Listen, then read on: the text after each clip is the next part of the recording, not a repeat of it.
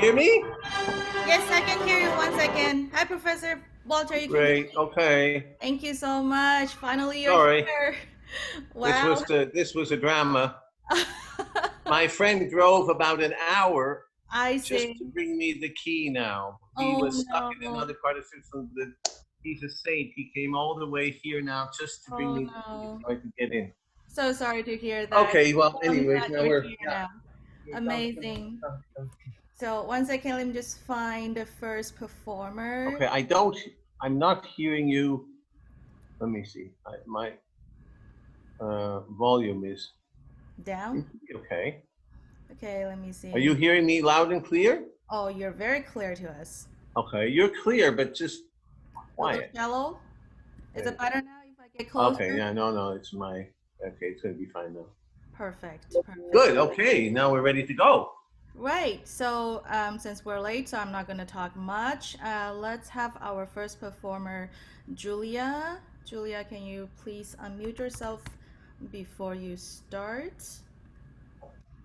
So introduce yourself a little bit, the piece that you're going to play.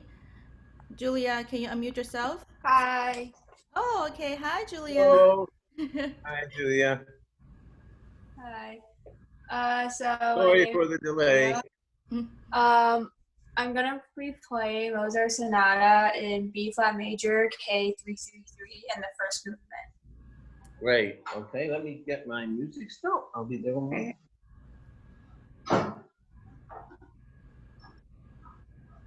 So Julia, introduce yourself a little bit so the audience will know you because we have quite some new audience today. How old are you? I'm 15. And you are from? I'm from Toronto, Canada. Sure. Okay, so I think Professor Water probably has his music. You can start.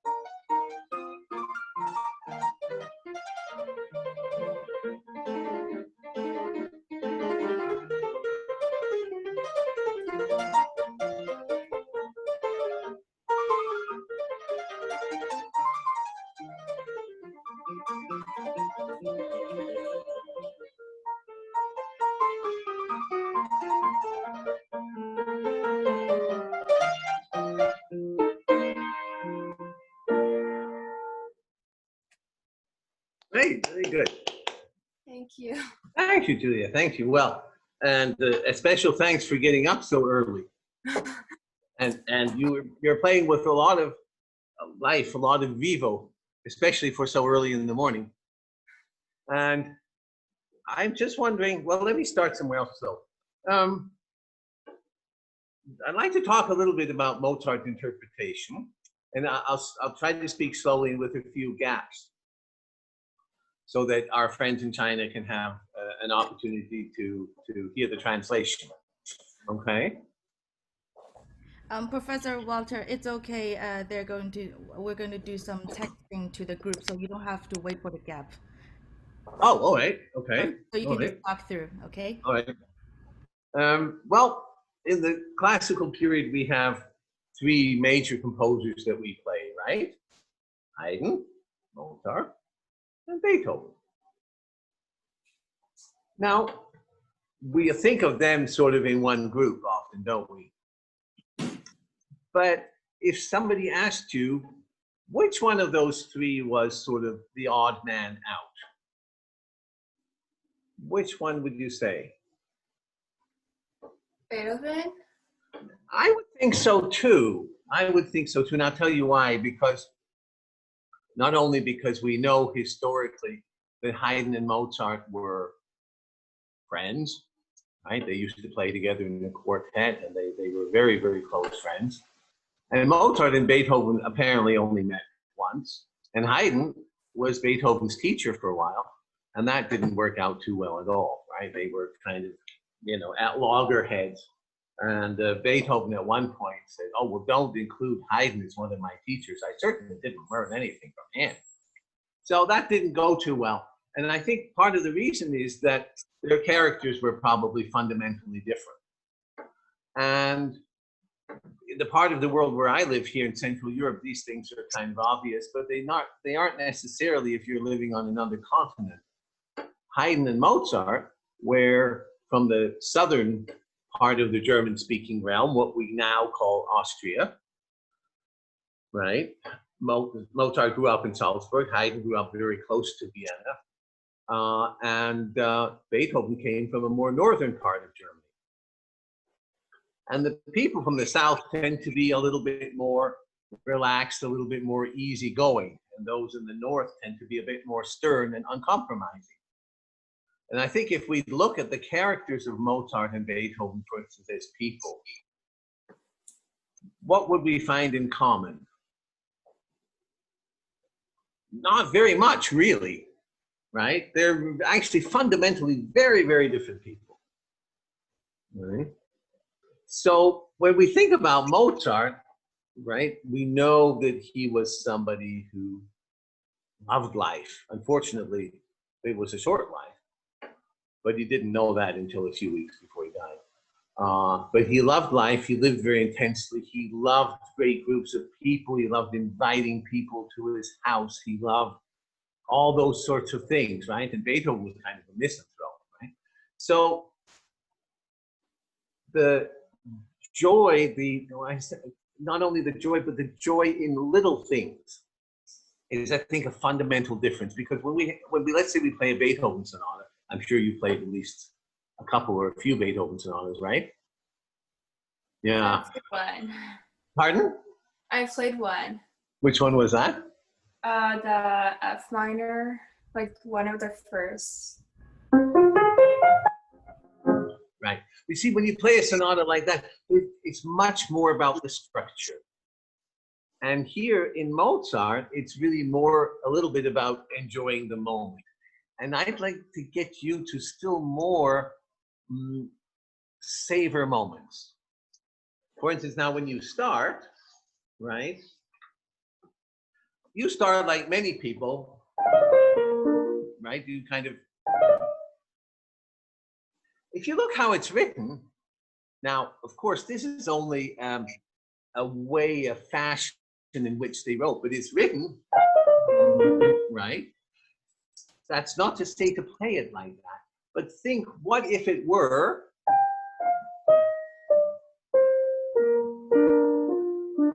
and if you just put a little bit of that feeling in it,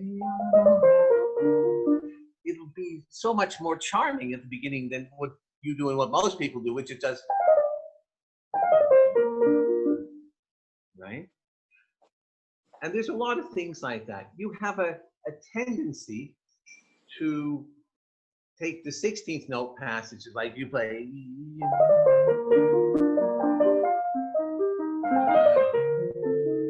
and these, making them very dramatic, okay? But they're really only like upbeats into,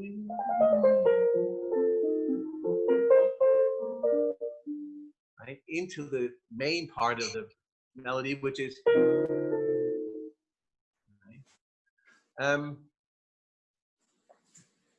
What would you say is the opening melody of this sonata? How would you characterize the mood of it?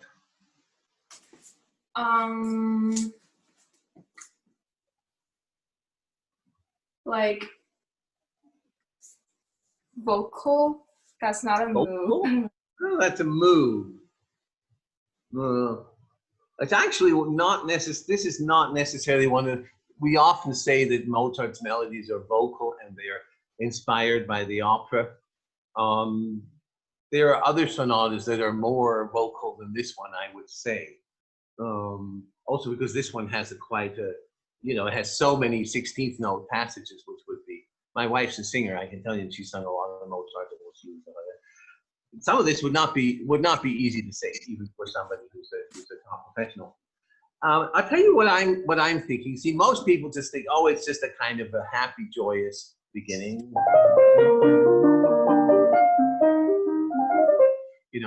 But actually listen to the chords.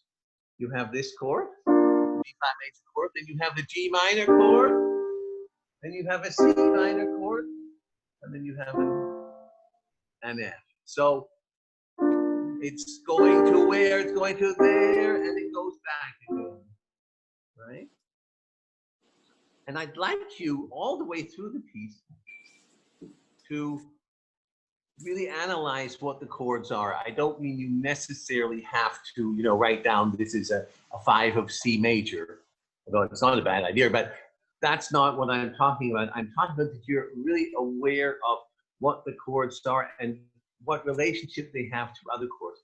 Because when you start to differentiate between those chords which are like the tonic and the dominant are the basic chords, and those that are more chromatic, and you give those that are chromatic more either emphasis or interest or illumination, then your playing gets a lot more, I should say, it has a lot more character to it. See? For instance, you did quite a bit of, this bar was quite agitated in a sense. And it's only the B flat major chord, right? It's only.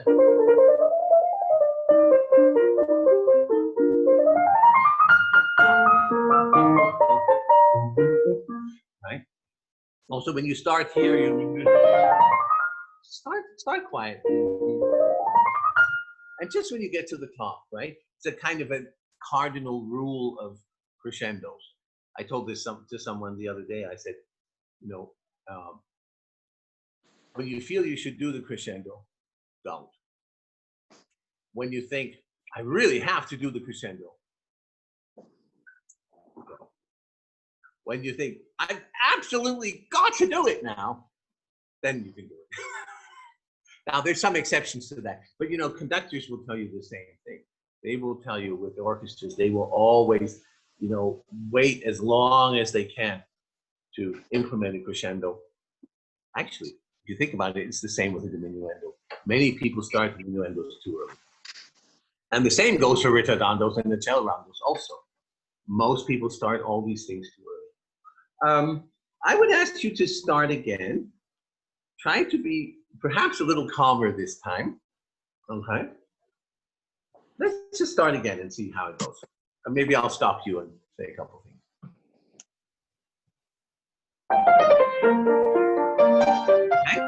Okay. Julia? Now, perhaps it's the sound on Zoom, okay? Could be, because the sound is not always 100% accurate. I have the feeling you're starting as if you were, I always say this, I'd like to say this at the beginning to everybody. Imagine you were conducting your performance, or you had to conduct this sonata. It was now written for a chamber ensemble. How would you conduct the opening? Would you go, well, I don't think so, no.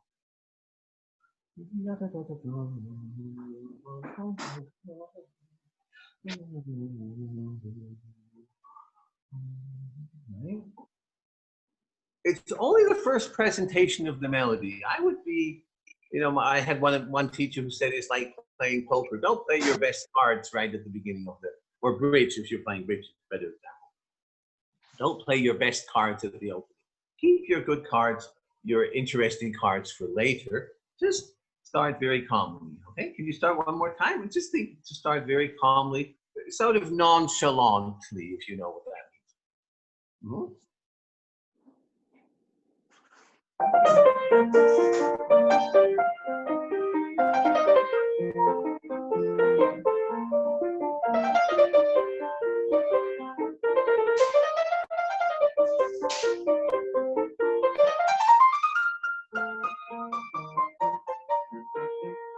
Right? Now, okay, good. Now you've got, and then you've got, and you've got. Have you ever tried to play just those moments, taking the other bits out? It's like,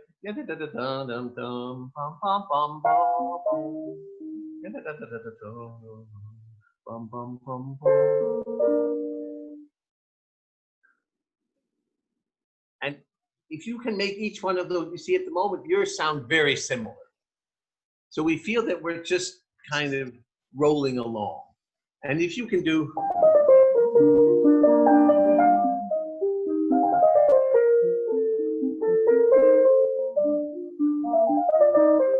right? Then you see already in the first phrase, it's like you glanced at people, three different people, a little different. That would be one thing I would suggest. And see that that is not, I don't know how well it's coming over on Zoom, but just very rather quietly. When this comes,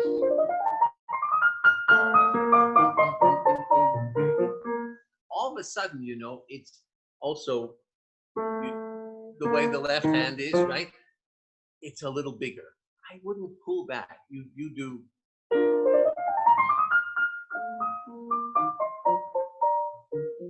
You know, these kinds of pullbacks are, when I studied in New York, people in New York call that French crescendo. When you're moving up towards something, and just at the point when it should actually be at its loudest or at its highest point, you pull back and do a sort of a bit of a subito, right? That doesn't, I think that doesn't fit Mozart's style too well. It's almost like it's too sophisticated. It's you know, as if he'd been taking the train to go from one place to the other. He didn't. There weren't any trains yet, right? Try not to take devices that come from more contemporary music in his music. I would keep that. What I would do generally, and I'll say this to everybody who's going to play Mozart, I would work a lot on my articulation. I would try to think that when I'm playing, you know,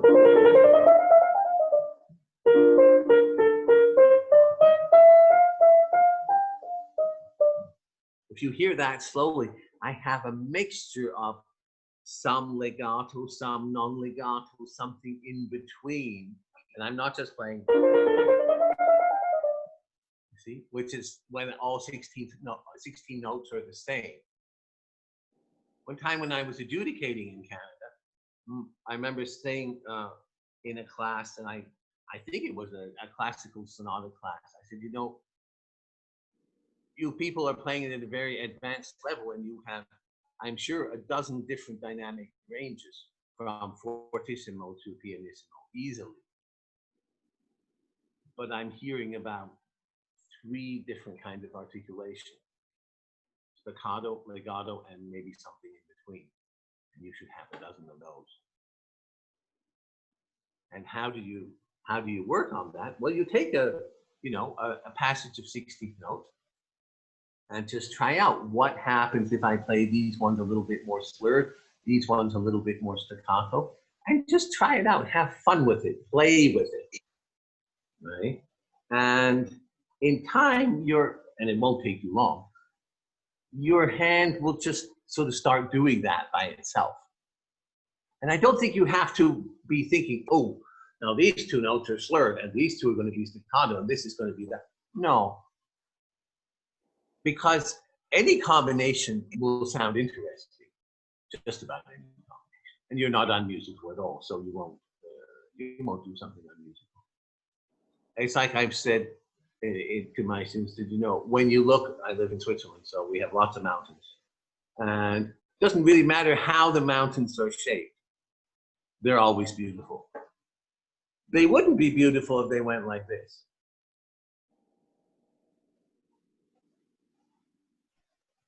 You know, if they looked like some animal's teeth or something, they were all even. That wouldn't look nice. Just about anything else does. So in the same way, if you play them all the same, that's kind of boring. But just about anything else is going to be okay. And if you experiment with it more and more, your ear will help you also to get ideas and how you can make those kinds of passages. The same thing here. You know, in that kind of thing, it sounded very.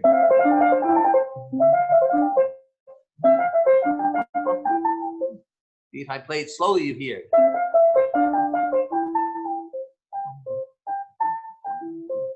See, little bits of variation is what makes it beautiful. Okay. Now, when you go on after this.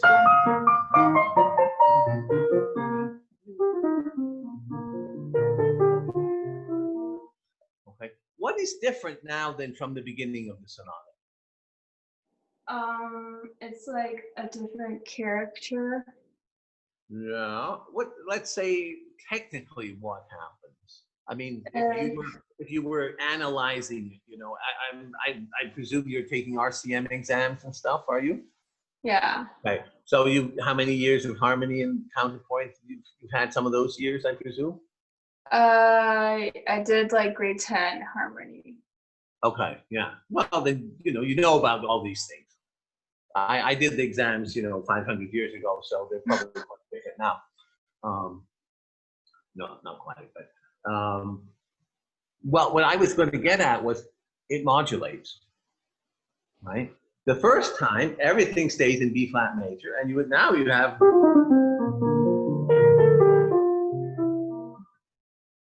Oh, it modulated. It's an event, because a sonata movement cannot exist without modulation. I don't think there's ever been a sonata that didn't have a single modulation in it. The whole structure of a sonata is based on modulating to other keys. right? And this one is very normal. It modulates to the dominant exactly as it says in the textbook, right? But at that moment when it does it, you should be, oh, it's modulated. You should yourself be a little bit surprised, even though you played it 500 times and 500 times it modulated and you know exactly it's modulating. But you know, you've got to, this is a hard thing for us performers, right? We have to not lose that sense of discovery when we play a piece.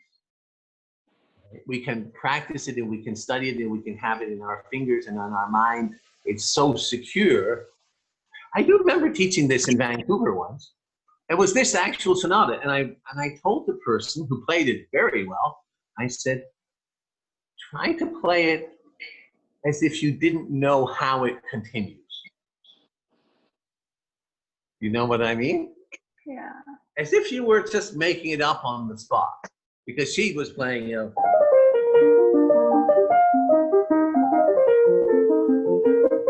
and it was just, everything was just really nicely played, everything.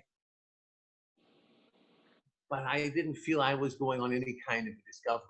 And the sonata movement is, it's a journey, right? It's a journey basically to the development section where the most interesting stuff happens, right? And then it's a journey back. So at least until getting to the development section, you have to have that feeling of, oh, what's this now? You know? Okay, so that's the first thing I think that happens there, right? When it modulates. Do you think you could show me that it modulates? Now, I just want to caution you, don't do anything melodramatic. Right? Just if you think it, if you feel it, it's not more than a glance, you know, and now I'm looking at you and I'm looking at my music. It's just a little bit of that. It just needs that. Okay? You want to start there? You can start or start.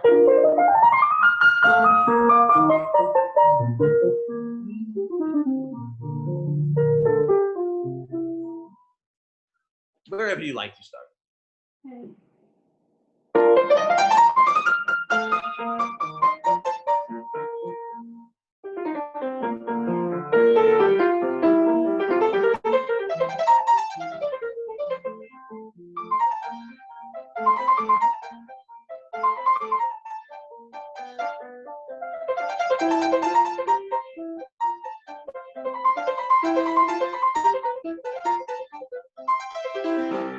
Okay, good. So watch, I would caution you, Julia, you have a tendency to do these kinds of crescendos. I have to see if I can play this. I've literally not played this sonata since I was, oh, we won't play it. But you kind of tend to do these kind of crescendos. And if you want to do a crescendo,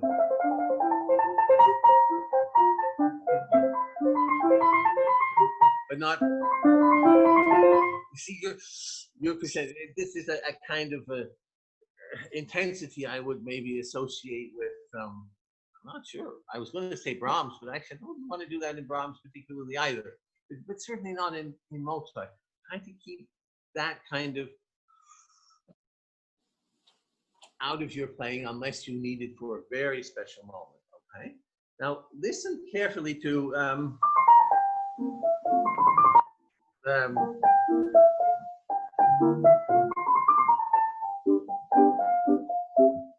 okay, to how you end the phrases.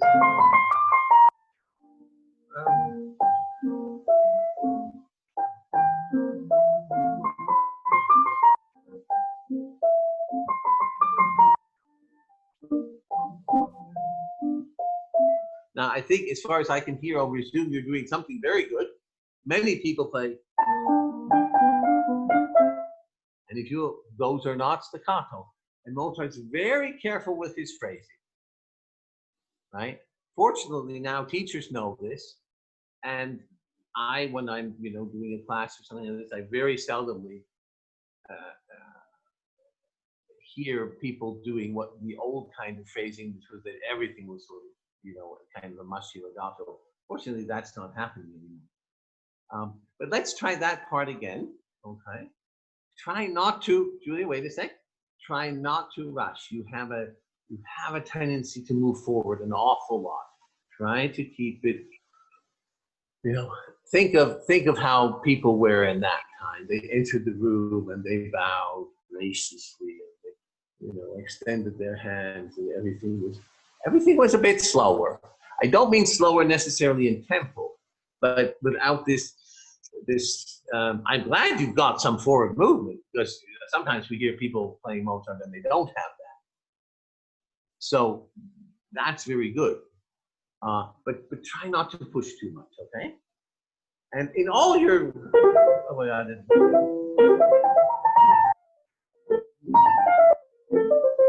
All these sorts of passages, you're very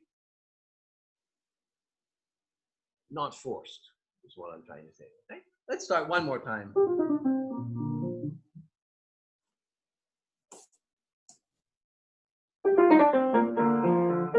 Wait, Julia, wait a second. See, it's already this. This is already rushed.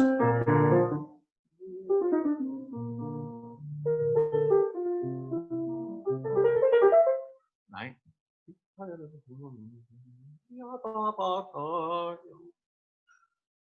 You know what?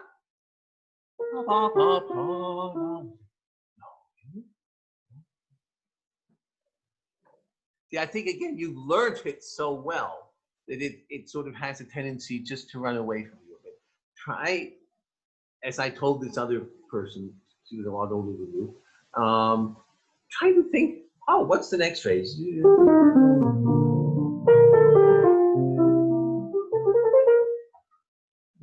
Just as if it just came to you out of the blue, which who knows, it may have with Mozart at the rate at which he composed music. We don't know how long he took to write this sonata. It could be that he wrote the first movement while he was waiting for his wife to make lunch or something. I mean, it wouldn't be impossible, right? So, ideas did flow for him, and we have to try and have that feeling. Okay, I'll shut up and let you play. One more time.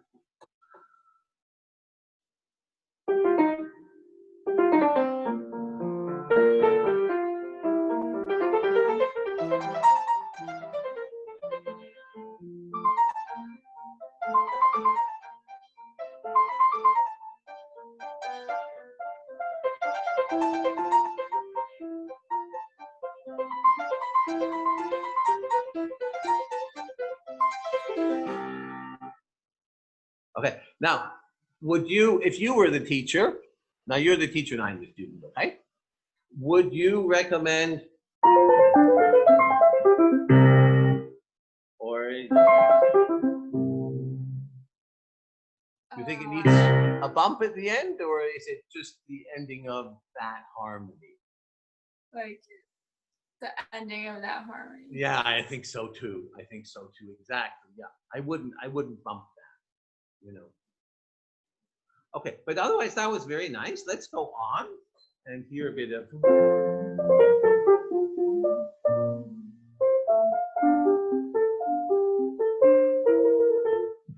Okay, bit of that.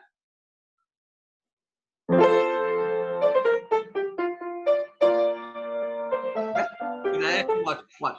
Two things. You do this, which is okay. I'm not sure. I tell you why I wouldn't do it. What does it achieve when you arpeggiate that chord? What is the effect for the listener? I'm not sure. Well, what is the effect on you? I mean, you must, I don't know, maybe your teacher told you to do it, which is fine. I mean, it's a valid opinion. But I would say whenever you arpeggiate a chord, it makes the chord stretch out, it makes the chord more important, right? So if I go, it makes it more important than ever. Right? Yeah. Do you think the chord needs to be that important? And if so, why? And if not, why not? Maybe not, because it's just like the beginning of like. I think that's a good argument. I would join that argument. with you. I agree. Yeah. It's only the beginning of the phrase, isn't it? Right? And some interesting things happen in this phrase, right? First of all, we have to switch to, sorry.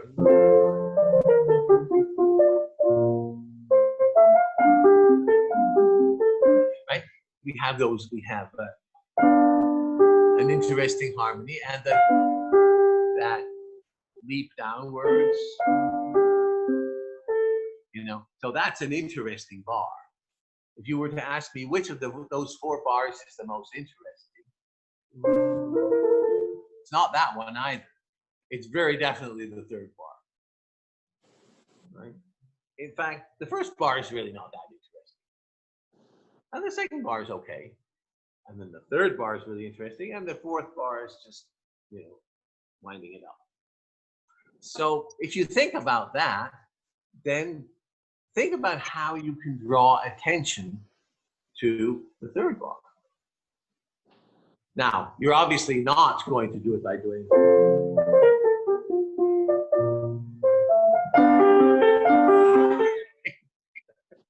that's if life were only that easy. But of course it isn't. Of course not. So, but there's a way to do it. And the first way to do it is that you, first of all, feel, oh, this is the special moment. Because if you feel the special moment, you'll start to react and do something. And this is what I'd like you to do throughout the whole movement and the whole sonata, and whenever you play Mozart. Look and see where are these, what is special about this moment? Or what is perhaps not special about this moment? Right? Another spot that is coming up a bit later is in the bar where you have that, right? Now I have a question for you there. In that bar, could you tell me? I have a slur over, and I don't have a slur over. Is that how you also have it? I have a slur on both. You have a slur on both. Okay. Yeah. Okay. Because I know there's some question of that. There's some uncertainty about what. Now I have Henley edition. Henley has written it this way. Even then, if you write it both ways, and if I were Mozart, I would not have put a slur on the bass. Think.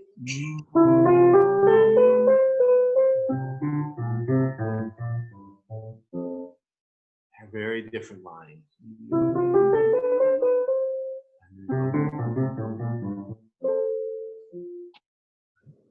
So, you know, look at the little details. Or later on when you have, yeah, I found this very interesting. I don't know if you have bar numbers, but when you have,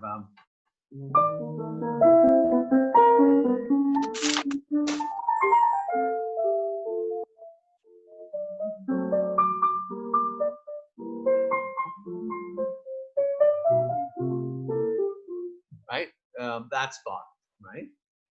Okay. First of all, you took a new tempo. You were.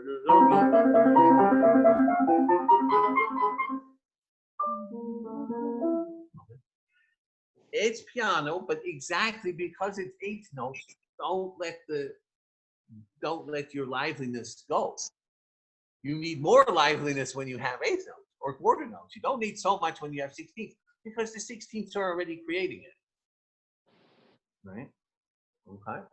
So, and that's a good example because what are the chords? Listen to what the chords are. That's a normal chord. This one.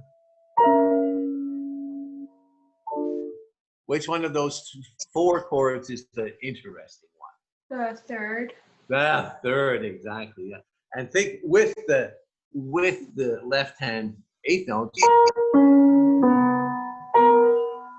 Have you ever played that slowly like this?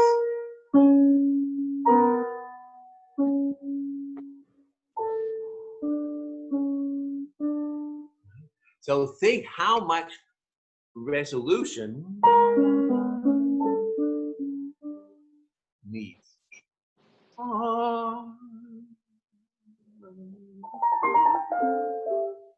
It's already forgotten. No, we're laughing about something else. You did know this, right? Mozart had a very loud laugh. He loved to laugh.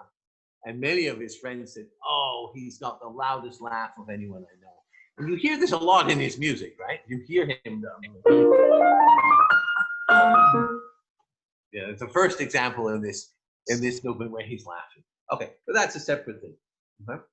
So then you see, after you have this, then both times you played. And I wonder, why do you play that fourth? Because it's the tonic. At this moment, we are in F major. It's just the tonic chord.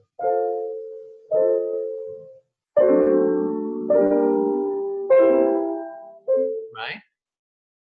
Which one of those four chords is the most interesting?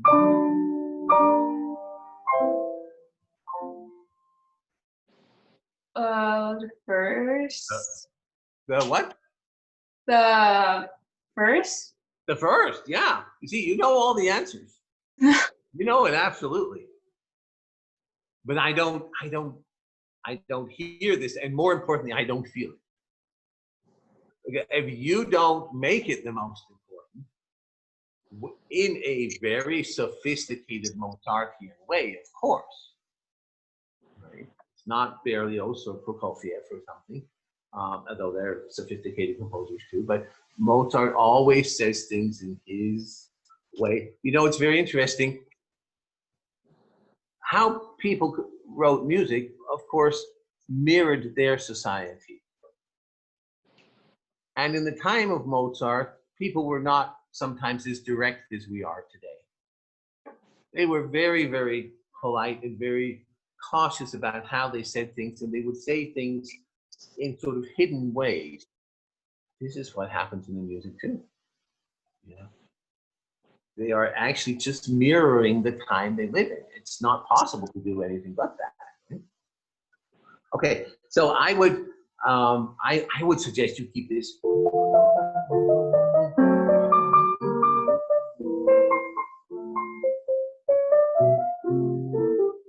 Right? There's another way that I know that's supposed to be more interesting. Look what happens here. The left hand goes down an octave. Right? On Mozart's piano, if he wanted things to be quiet, then that's where he put it, around here. When he wanted more sound, you can be pretty sure that's when he's using more bass. Right? Would you like to try perhaps just that passage? Could you start from? And I think soon I'll have to go on to the next person. But maybe from there up to.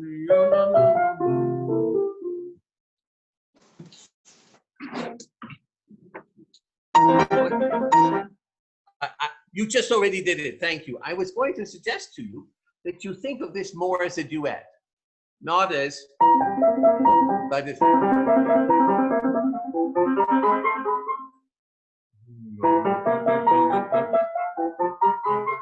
You already started to do it, so bravo.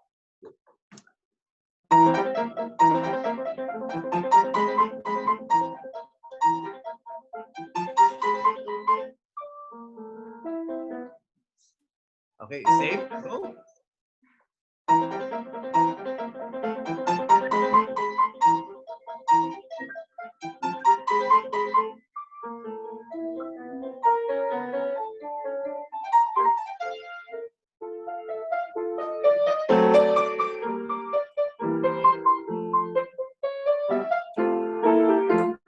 Okay, good.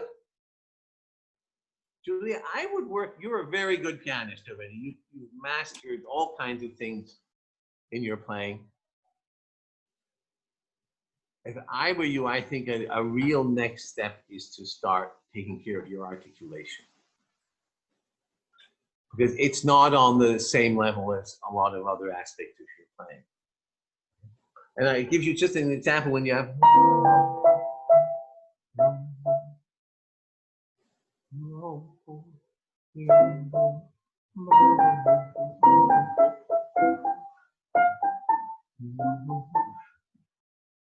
that you work on those shadings of articulation, just like you have them in your dynamic control between fortissimo and pianissimo, right? You really work on that and see, what is it like if I do this? If I do, or make the first one a little longer and the second one a little shorter. Or maybe the first one a little longer, and then the other way around. And get yourself to enjoy, playing with these things. And thinking that, for instance, when you have at the beginning of the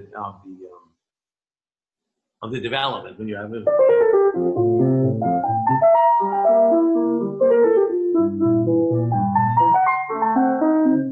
I don't know if you noticed. Listen. Not almost a non-legato.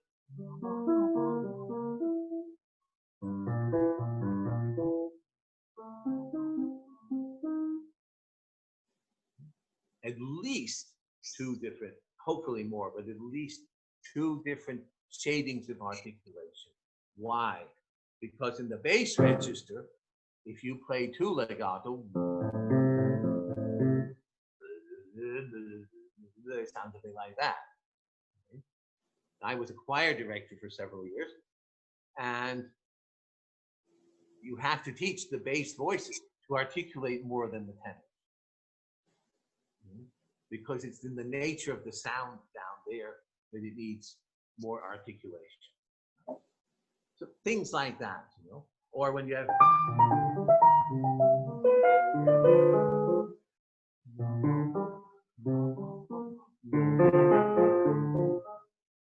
I play this one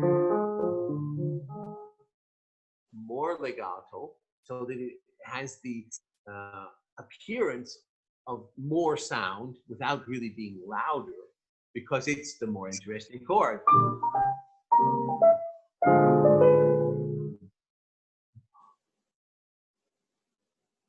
It's the surprise chord. And I sometimes feel, as I said before, try to surprise yourself. I don't feel that you're surprised anymore. You've been playing this too much. So try to feel those kinds of things. Look through the movement, and I would say this whenever you're playing Mozart, and even just look, where are the accidentals,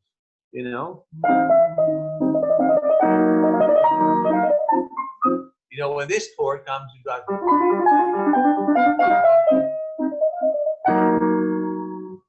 that's a surprise.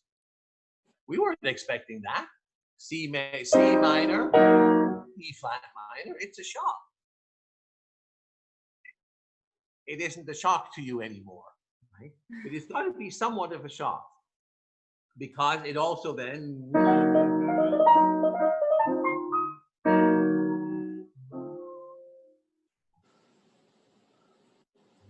and if that is the resolution, right? Then maybe you shouldn't, right? Then that bar is going to be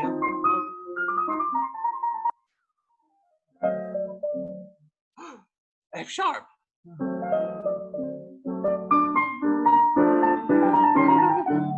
those chords, what happens there all of a sudden? Before, the harmonies were changing sort of once a bar. All of a sudden, they're changing 4 times in that bar. That's something happening, something different.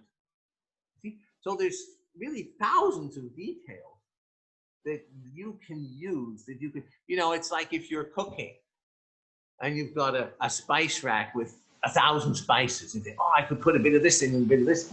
Now be careful, too much spice isn't good either. One has to use them with great discretion, and you have to use these things with great discretion too. But each thing that happens in the music needs to have an effect, on you.